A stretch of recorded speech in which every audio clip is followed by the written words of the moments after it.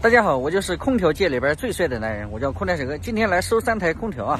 由于他这个地方搬迁了，原来是个快递点，现在搬迁了，全部都搬空了。人家第二个租的人都来，已经开始装潢了。所以说这个空调呢，也不知道是谁的，反正是房东打电话叫我们来把它收走。我们去看看是什么空调。这人家新租的都开始装潢了。啥空调啊？这台也卖啊？卖掉，不要了。这不是美的吗？这个还可以啊。这个是个啥？哟，这个橙色还可以吗？这啥牌啊？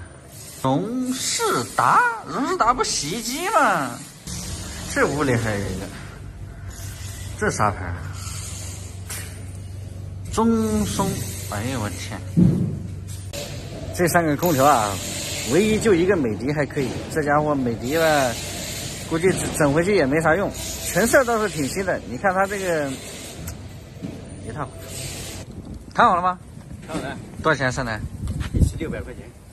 这收回去没啥用啊。这个还行啊，这个好拆啊。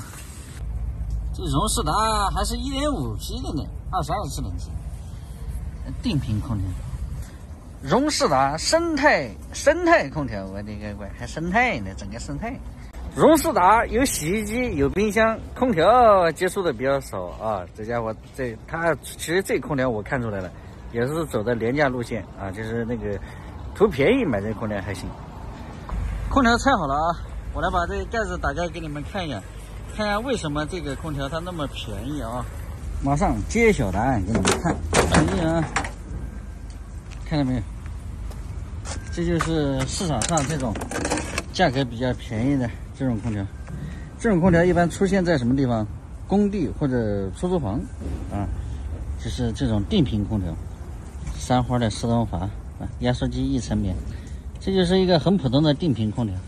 这种呢，就是那句话怎么能用啊，制冷肯定是没有问题，制热呢多少是差点事儿。然后就是买的人群呢，也就是那种在外打工啊，3、4千块钱一个月工资，这个舍不得这个花那么多钱去买什么格力、美的、海尔，买这种装在出租房里边。买这种空调呢，小哥还是那句话，你就不要图什么品质了，夏天能给你吹冷气啊，冬天呢能给你吹热气就可以了。为什么呢？我为什么这么说？一，你买的价格便宜啊，这空调顶多也就1000多块钱，对吧？然后这你就那点钱儿啊，料呢也不会给你用太多，也是一个正常现象。咱也不是说贬低它不好，因为它本身价格也不高，对吧？